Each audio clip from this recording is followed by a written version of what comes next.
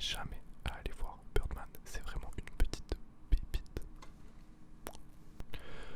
Ensuite on a dans mon petit classement, enfin dans ma petite liste, on a Kiki, la petite sorcière. Alors là on change un peu de ton. C'est un film d'animation, un film de Miyazaki, si je dis pas de bêtises, qui est vraiment hyper Kiki. Il est sorti, Kiki, vous avez capté le jeu de mots, parce que franchement il valait le coup. Si vous l'avez pas capté, vous avez loupé un truc. C'est un film qui est sorti en 1989 et qui s'adresse un petit peu plus aux enfants. On va pas se mentir, même si les films d'animation sont pas toujours destinés aux enfants. Là pour le coup, c'est vraiment hyper feel good. Il n'y a pas trop de problèmes. Je sais pas pourquoi il m'a autant marqué, honnêtement. Je l'ai vu hyper tard en plus. J'ai dû le voir pour la première fois à 16 ans, je pense. C'est pas du tout un film de mon enfance, c'est beaucoup plus un film de mon adolescence. Mais je sais pas. Il marche de fou sur moi. Attendez, j'ai dit qu'il était sorti à quelle date? En 89.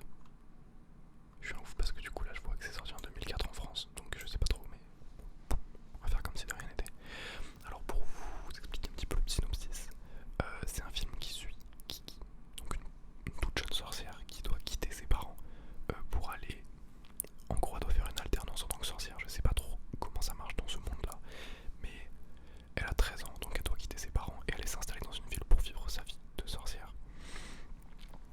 Et elle va s'installer dans le grenier d'une boulangerie en gros. Et elle va aider la patronne de la boulangerie et son mari à livrer des trucs.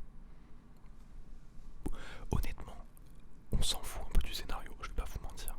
On n'est pas là pour ça, on est plus là pour l'ambiance, les musiques qui sont pépite mon gars, un grand pétard, c'est trop relaxant, je peux pas expliquer. En fait, oui, comment dire, le scénar, on s'en fout en soi.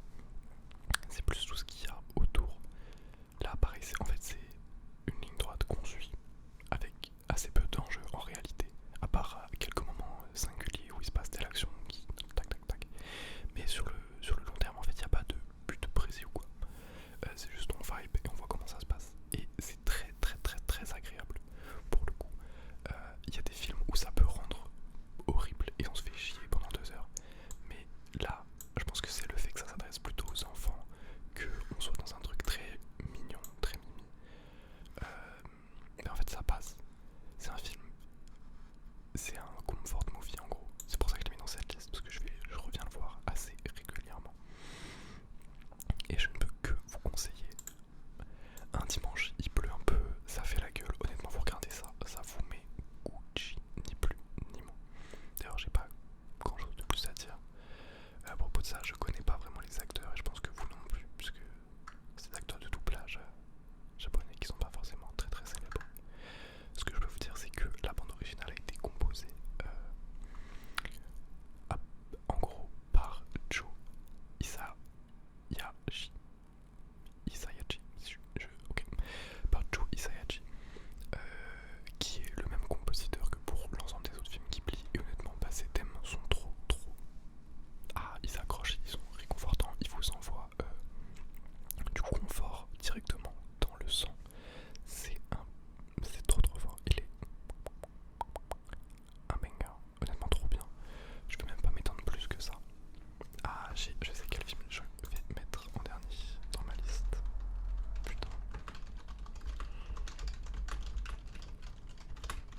Je le note afin de ne pas l'oublier. Et peut-être parce que vous allez bien aimer les sons de clavier, je sais pas. J'espère. Sinon, vous avez envie de me tuer déjà à l'heure actuelle. Alors ensuite, pour passer au film suivant, j'ai noté Shining de Stanley Kubrick. Honnêtement, c'est une liste de branleurs, hein, vraiment. Je vais pas vous mentir. En gros, je suis là pour me la péter.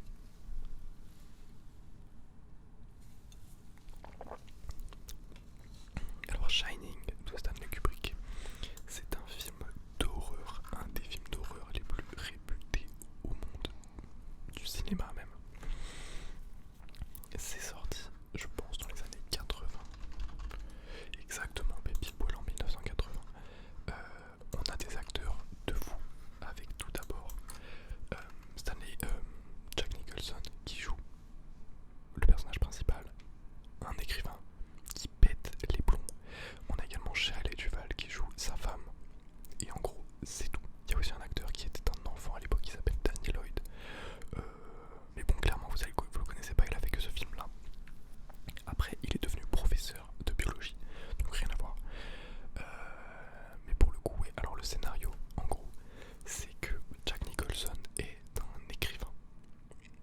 avec sa femme et son fils. Ils sont une petite famille, ils sont cool, ils sont sympas.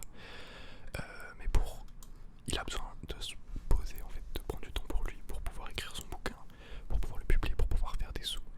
Et donc il va prendre un taf en tant que gardien d'un hôtel, puisque c'est un hôtel qui ferme pendant l'hiver. Du coup, ils vont se retrouver à 3 dans cet hôtel, l'Overlook Hotel, pour en assurer la sécurité. En gros, ils font juste en sorte que de faire tourner le chauffage et qu'il n'y ait personne qui s'infiltre, enfin qui s'introduisent dans le truc. Donc ça dure environ 6 mois, je crois, quelque chose comme ça. Malheureusement, il va tout simplement le personnage de Jack Nicholson va tout simplement péter les plombs. Je vous passe les détails, mais en gros, il essaye de buter sa femme et son fils. Pour vous dire les choses concrètement. Mais je pense que vous avez dû voir, il y a un plan qui était un mème qui était utilisé tout le temps à l'époque. Où en gros, il a une hache, il pète une porte en criant, je sais plus quoi, Danny, une merde comme ça. Il pète la porte et il y a sa femme derrière. Je tape dans le micro, pardon. Et il y a sa femme derrière la porte qui tient une batte de baseball, je crois, ou je sais plus quoi, un couteau. Et qui pleure et tout, c'est horrible. Honnêtement, le film est un peu atroce. C'est un peu dur de le vendre. En fait, je l'ai un peu décrit comme un slasher, on dirait Scream et tout, mais pas du tout. C'est un film où il se passe pas grand chose. En fait, la tension monte petit à petit, petit à petit, petit à petit. La tension monte petit à petit. Ou ouais, pendant, je sais pas, le film dure 2h30 à peu près. Et je pense que pendant une bonne heure et demie, il se passe rien en fait. Il se passe rien du tout, juste on nous installe la situation. Et on voit ce qui se passe quoi. C'est beaucoup plus de l'horreur psychologique que graphique en fait, même s'il y a quelques éléments un peu sanglants. Si vous l'avez vu, je pense que vous voyez de quoi je parle. C'est beaucoup plus psychologique que vraiment traumatisant visuellement. Mais à mes yeux c'est mieux, honnêtement. Il n'y a pas de mieux, il n'y a pas à catégoriser, mais c'est un truc qui marche un petit peu mieux sur moi. Parce que de l'horreur graphique, gore, bah au bout d'une demi-heure en fait t'as compris, c'est bon, t'as vu 3 mecs démembrés, putain mon ventre, t'as vu 3 mecs démembrés, tu sais que bah c'est du cinéma et tout, alors que là c'est plus psychologique en fait, t'as peur de ce qui va se passer. Tout est fait par ton subconscient. Le réalisateur il a rien montré. Je pense notamment à genre c'est l'hôtel, c'est tout le film se passe dans l'hôtel, c'est le seul décor qu'il y a. Il y a des grands couloirs et l'enfant, donc Danny, il fait du vélo ou je sais plus trop ce que c'est, genre en gros il y a 3 roues avec des pédales. Donc en gros il fait du vélo dans les couloirs sur de la moquette. Et à chaque fois qu'il tourne, genre les couloirs ils sont à angle droit. Du coup à chaque fois qu'il fait du vélo, il fonce tout droit, Tour de France, nan. Et quand à chaque fois qu'il arrive à une intersection en fait, tu te mets à paniquer.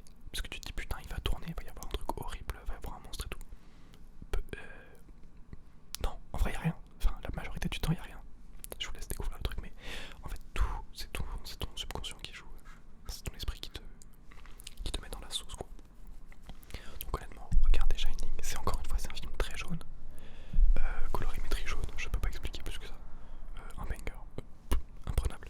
Kubrick avait l'air d'être une merde humainement, mais par contre il était fort en film, franchement, honnêtement il était fort en film, je peux rien dire. Ensuite, on a Mommy de Xavier Dolan. Mommy de Xavier Dolan. C'est honnêtement, je suis pas sûr que ce soit un de mes films préférés, mais c'est un film qui a été très très important pour moi à une certaine période où je me prenais pour un cinéphile et bah voilà en fait c'est tout. Où je me branlais en regardant des réalisateurs un peu intellectuels et encore. Mais donc le fait est que Mommy c'est un film qui est sorti en 2014 et qui a été très très important pour moi à une certaine époque.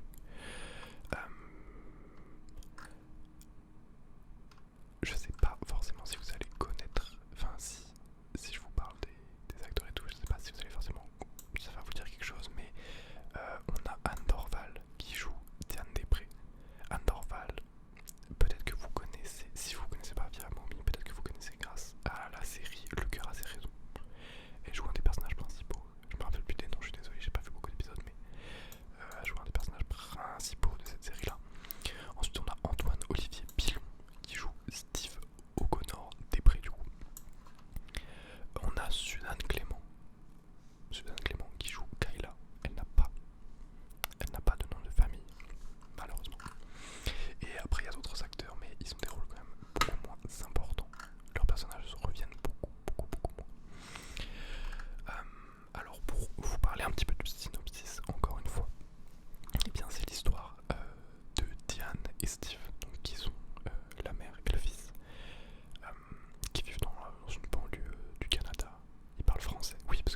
aimez Xavier Dolan, c'est un Québécois.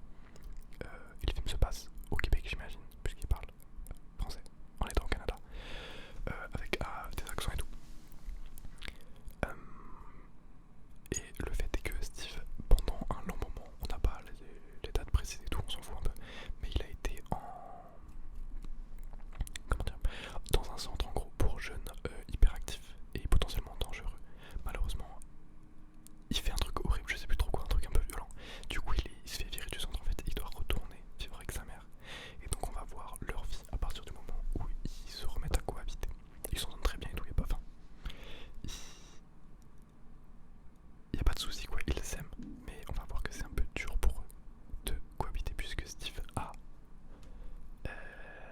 je sais pas, il est pas diagnostiqué quoi, mais il a un petit problème de violence et d'hyperactivité.